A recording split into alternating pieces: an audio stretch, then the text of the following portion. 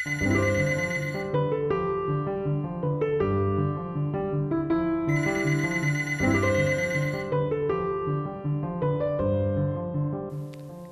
je važno da se organizuju edukativni programi o pobačaju za naše društvo?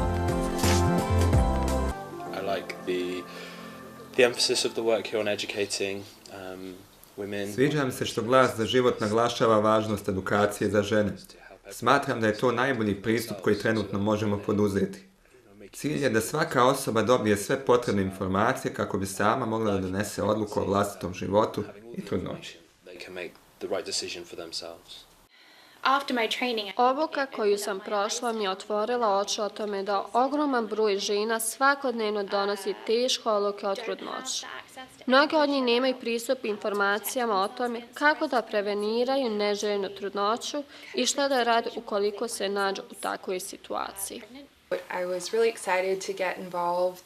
Izuzetno mi je drago što mogu biti dio ovog rada kao psiholog iz SAD-a. Bitno je da brinemo ne samo o fizičkom, nego i emotivnom zdravlju žena i muškaraca.